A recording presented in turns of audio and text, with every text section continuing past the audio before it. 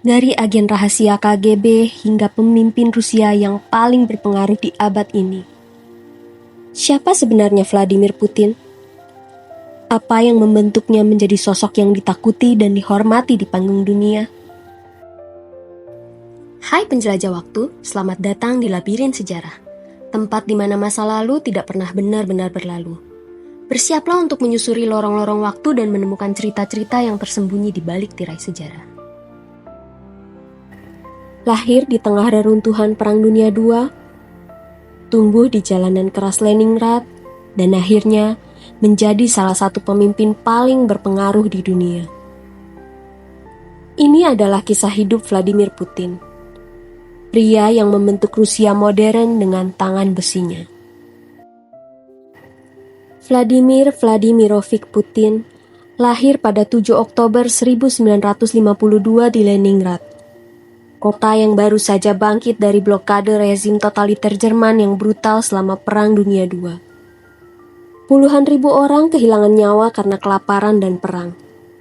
Dan disinilah masa kecil Putin dimulai. Putin adalah anak bungsu dari 3 bersaudara, tetapi kedua kakaknya meninggal saat masih kecil. Ayahnya, Vladimir Spiridonovich Putin, adalah veteran Perang Dunia II, sedangkan ibunya, Maria Ivanovna Putina, adalah pekerja pabrik yang selamat dari blokade Leningrad.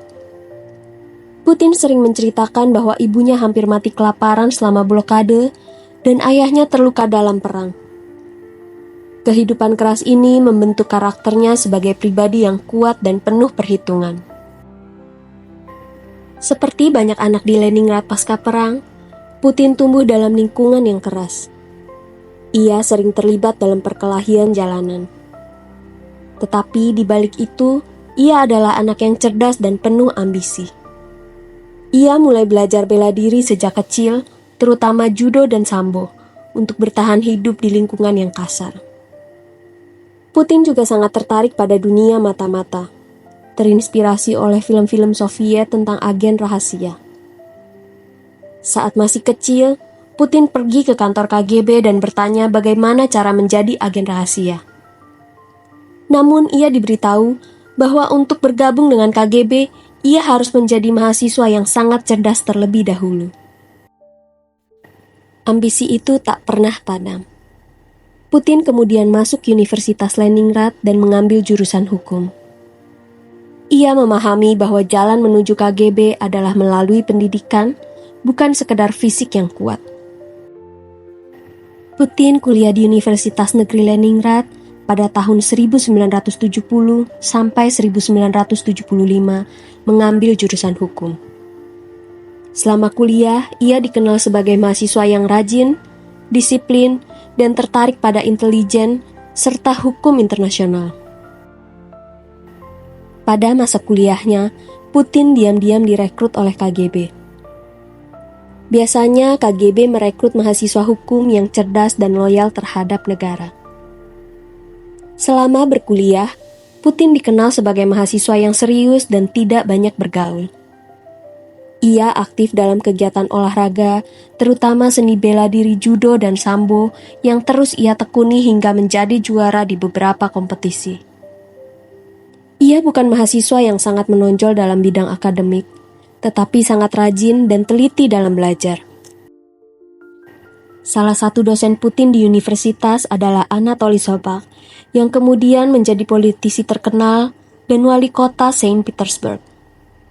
Sobchak memainkan peran penting dalam karir politik Putin di tahun-tahun berikutnya. Setelah lulus dari Universitas Negeri Leningrad pada tahun 1975 dengan gelar hukum, Putin langsung direkrut oleh KGB, Badan Intelijen Utama Uni Soviet. Ia menjalani pelatihan di Akademi KGB di Moskow, di mana ia mempelajari kontraintelijen, analisis data, dan operasi rahasia. Putin kemudian ditempatkan di Leningrad, di mana ia bekerja dalam bidang kontraintelijen domestik. Tugasnya adalah mengawasi aktivitas orang asing, diplomat, dan memastikan stabilitas di dalam negeri. Ini adalah masa di mana ia belajar kerahasiaan, strategi pengawasan, serta memahami geopolitik dari perspektif intelijen. Pada tahun 1985, Putin dikirim ke Dresden, Jerman Timur, sebuah wilayah yang saat itu berada di bawah pengaruh Uni Soviet. Di sini ia bekerja sebagai petugas intelijen dalam operasi rahasia yang berhubungan dengan hubungan antara Jerman Timur dan Uni Soviet. Tugas utama Putin di Dresden termasuk mengumpulkan informasi tentang aktivitas negara-negara barat, menjalin jaringan dengan warga dan pejabat lokal, serta melindungi kepentingan Uni Soviet di Jerman Timur. Putin yang fasih berbahasa Jerman juga sering bertindak sebagai penerjemah dalam pertemuan dengan pejabat lokal. Posisinya di Dresden bukanlah tugas yang spektakuler seperti di film-film mata-mata. Putin lebih banyak bekerja di balik layar sebagai penghubung antara KGB dan Dinas Keamanan Jerman Timur atau Stasi. Ia dikenal karena kemampuannya dalam menganalisis informasi dan menjaga hubungan diplomatik secara rahasia. Namun pada 1989, dunia mengalami perubahan besar. Tembok Berlin runtuh dan kekuatan Soviet di Eropa Timur mulai melemah. Saat itu, kantor KGB di Dresden mengalami kepanikan karena banyak dokumen sensitif yang bisa jatuh ke tangan musuh. Putin pernah menceritakan bahwa ketika massa mulai mendekati kantor mereka, ia dan timnya segera menghancurkan dokumen penting agar tidak jatuh ke tangan pihak asing. Namun saat itu, ia juga menyadari bahwa kekuatan Soviet sedang meredup dan masa depan negaranya mulai tidak pasti. Setelah runtuhnya tembok Berlin, Putin kembali ke Leningrad pada tahun 1990. Uni Soviet saat itu sedang mengalami gejolak politik besar, dan Putin mulai mempertimbangkan arah baru dalam karirnya. Ia bekerja sebagai asisten rektor di Universitas Negeri Leningrad, sambil tetap menjalin hubungan dengan pemerintah daerah. Namun, pada 1991, Uni Soviet resmi bubar. Dan Putin akhirnya mengundurkan diri dari KGB, mengakhiri karirnya di dunia intelijen setelah 16 tahun mengabdi. Pada tahun 1990, Putin bergabung dengan tim Anatoly Sobak, seorang tokoh politik yang saat itu menjabat sebagai wali kota Leningrad. Sobak dikenal sebagai seorang reformis yang mendukung perubahan-perubahan besar di Rusia setelah kejatuhan Soviet. Momen ini menjadi pintu masuk bagi Putin ke dunia politik. Sobak bukan hanya sekedar mentor politik Putin, tetapi juga sahabat dekatnya yang membantu membentuk pandangan politik Putin dalam menghadapi tantangan-tantangan politik pasca Soviet. Sebagai bagian dari tim Sobak, Putin memegang peranan penting sebagai asisten dan konsultan politik. Tugas utamanya adalah membantu Sobak dalam merumuskan kebijakan lokal dan mengelola urusan pemerintah kota. Ini adalah pengalaman yang sangat penting karena ia mulai terbiasa dengan dunia administrasi pemerintahan dan berinteraksi dengan pejabat-pejabat penting. Pada tahun 1991, Putin diangkat sebagai Kepala Komite Luar Negeri Pemerintah Kota. Dalam peran ini, Putin mulai menunjukkan kemampuannya dalam bernegosiasi dengan dunia luar, termasuk membangun hubungan dengan negara-negara barat yang kini mulai terbuka setelah runtuhnya Uni Soviet. Meskipun Putin lebih dikenal karena pendekatan pragmatisnya, ia juga mulai menampilkan dirinya sebagai seorang politisi yang loyal, dapat dipercaya, dan pintar dalam membaca situasi. Pada 1996, Sobak kalah dalam pemilu dan kehilangan jabatannya sebagai wali kota.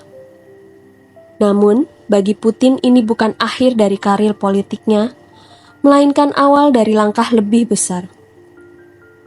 Pada masa itu, Putin mendapat kesempatan untuk pindah ke Moskow, di mana ia mulai bekerja di pemerintahan Presiden Rusia yang baru, Boris Yeltsin. Putin bergabung dengan administrasi Presiden Yeltsin pada tahun 1996 dan dengan cepat ia menunjukkan kemampuannya di bidang administrasi. Pada tahun 1997, Putin diangkat menjadi Kepala Dinas Keamanan Federal Rusia yang menggantikan KGB pasca Soviet. Posisi ini memberinya kontrol atas aparat keamanan dan intelijen Rusia. Putin berhasil menyingkirkan pesaing-pesaing politik yang berusaha mempengaruhi keputusan-keputusan besar dalam pemerintahan. Ini menunjukkan sisi strategis dan ambisius yang dimilikinya sejak dini. Boris Yeltsin yang menjadi presiden pertama Rusia setelah runtuhnya Uni Soviet memainkan peran kunci dalam menempatkan Putin di puncak kekuasaan. Pada akhir 1990-an, Rusia berada dalam kondisi yang kacau akibat transisi dari sistem komunis menuju ekonomi pasar bebas yang menyebabkan ketidakstabilan politik dan ekonomi. Yeltsin yang semakin lemah baik secara fisik maupun politik, mencari penerus yang bisa melindungi dirinya dan keluarganya dari tuntutan hukum setelah dia meninggalkan jabatannya. Putin pada waktu itu hanya seorang pejabat menengah yang relatif tidak dikenal publik. Namun, Yeltsin melihatnya sebagai figur yang loyal, tegas, dan mampu menjaga stabilitas negara. Putin juga tidak terlibat dalam skandal korupsi yang melanda lingkaran dalam Yeltsin, sehingga dianggap bersih dan dapat dipercaya. Pada tahun 1999, Yeltsin menunjuk Putin sebagai Perdana Menteri Rusia, dan dalam waktu singkat ia menjadi sosok yang sangat penting di lingkaran dalam Kremlin. Pada 31 Desember 1999, Yeltsin mengejutkan seluruh dunia dengan pengunduran dirinya dari jabatan presiden. Dalam pidato pengunduran dirinya, Yeltsin menunjuk Putin sebagai presiden sementara dengan harapan Putin dapat mengelola transisi kekuasaan dan mengembalikan stabilitas. Yeltsin mendukung Putin untuk menggantikan dirinya pada pemilu presiden 2000. Setelah turun jabatan, Yeltsin dan keluarganya menerima imunitas dari tuntutan hukum berkat dekret yang dikeluarkan Putin. Ini termasuk perlindungan dari investigasi korupsi yang melibatkan Yeltsin dan lingkaran dalamnya. Yeltsin percaya bahwa Putin akan menjaga kekuasaan oligarki yang mendukungnya, serta tetap mempertahankan pengaruh Yeltsin dan keluarganya. Yeltsin bahkan secara terbuka menyatakan bahwa ia mendukung Putin sebagai penggantinya. Putin berhasil memenangkan pemilihan presiden tahun 2000 dan menjadi presiden Rusia yang baru. Namun, seiring berjalannya waktu, Putin mulai memperlihatkan kecenderungan untuk memperkuat kekuasaannya secara pribadi dan mengurangi pengaruh orang-orang yang mendukung Yeltsin sebelumnya. Salah satu langkah pertama yang dilakukan Putin adalah mereformasi oligarki yang sangat berkuasa pada masa Yeltsin, di mana banyak dari mereka yang dulunya sangat dekat dengan Yeltsin, kini kehilangan kekuasaan mereka. Setelah Putin berkuasa, hubungan antara kedua tokoh ini mulai menegang. Meskipun Putin seringkali mengungkapkan rasa terima kasihnya kepada Yeltsin. Namun, gaya kepemimpinan Putin dan Yeltsin sangat kontras. Yeltsin dikenal sebagai pemimpin yang lebih terbuka, flamboyan, dan pro-barat. Sedangkan Putin memimpin dengan gaya yang lebih otoriter, tegas, dan nasionalis. Melalui kepemimpinannya, Putin berhasil memulihkan stabilitas ekonomi dan politik, serta memperkuat posisi Rusia di dunia. Meskipun Putin mengubah arah Rusia secara signifikan, ia tetap mengakui bahwa tanpa Yeltsin, ia tidak akan berada di posisi seperti sekarang. Yeltsin meskipun tidak terlalu aktif dalam politik setelah pensiun, menjadi salah satu sosok yang penting dalam kisah transisi Rusia dari Soviet ke negara yang lebih independen. Saat Putin pertama kali menjabat pada tahun 2000, Rusia sedang berada dalam keadaan yang sangat sulit setelah jatuhnya Uni Soviet. Krisis ekonomi tahun 1990-an dan ketidakstabilan politik telah mengguncang negara ini. Namun dengan kebijakan-kebijakan yang terfokus pada reformasi ekonomi, Putin berhasil membawa Rusia keluar dari masa kesulitan. Beberapa pencapaian penting yang terjadi selama periode awal kepemimpinan Putin antara lain, perekonomian Rusia mengalami pertumbuhan yang signifikan didorong oleh harga minyak dan gas alam yang melonjak. Sebagai negara dengan cadangan energi besar, Rusia menikmati kenaikan pendapatan negara dan stabilitas ekonomi yang sebelumnya tak terbayangkan. Rusia juga berhasil mengurangi utangnya yang sangat besar dan meningkatkan cadangan devisa. Ini membantu meningkatkan kepercayaan investor di Rusia. Di bawah Putin terjadi penurunan angka kemiskinan serta peningkatan pendapatan rata-rata warga Rusia. Namun meskipun ada kemajuan ekonomi, kritik juga muncul mengenai terbatasnya kebebasan politik dan pembatasan terhadap media yang semakin terasa. Pada 2005, Rusia memperkenalkan perubahan besar dalam pajak, termasuk pengenalan pajak flat rate yang memudahkan administrasi pajak dan mendorong pertumbuhan ekonomi. Pada tahun 2007, Yeltsin meninggal dunia. Meskipun hubungan keduanya sudah renggang, Putin tetap menghadiri pemakamannya dengan sikap yang penuh penghormatan. Setelah masa jabatan pertama, Putin menghadapi pembatasan konstitusi yang melarangnya untuk menjabat lebih dari 2 periode berturut-turut. Oleh karena itu, pada 2008 ia memilih untuk menjadi Perdana Menteri di bawah Presiden Dmitry Medvedev, namun tetap memiliki kendali besar atas keputusan-keputusan utama. Dmitry Medvedev adalah seorang ahli hukum yang berasal dari Saint Petersburg, sama seperti Putin. Medvedev dianggap sebagai bagian dari tim Petersburg yang dibawa Putin ke Moskow. Dia diangkat sebagai wakil kepala administrasi presiden pada tahun 2003 dan kemudian kepala staf Kremlin pada tahun 2005 sebelum akhirnya mendapat dukungan penuh dari Putin serta partai berkuasa United Rusia dalam pemilihan presiden 2008. Selama masa jabatannya, Medvedev dianggap sebagai pemimpin yang lebih liberal dan pro-barat dibandingkan Putin. Meskipun secara resmi Medvedev adalah presiden Rusia, namun Putin sebagai Perdana Menteri tetap memegang pengaruh besar dalam pemerintahan. Situasi ini dijuluki tandemokrasi oleh media, karena keduanya memerintah bersama-sama. Pada September 2011, Medvedev mengumumkan bahwa dia tidak akan mencalonkan diri lagi dan mendukung Putin sebagai calon presiden kembali. Putin memenangkan pemilihan pada Maret 2012 dan kembali menjadi presiden sementara Medvedev menjadi Perdana Menterinya. Keputusan ini menuai kritik dari oposisi dan masyarakat yang melihatnya sebagai bukti bahwa Putin tetap memegang kendali penuh atas Rusia bahkan selama masa kepemimpinan Medvedev.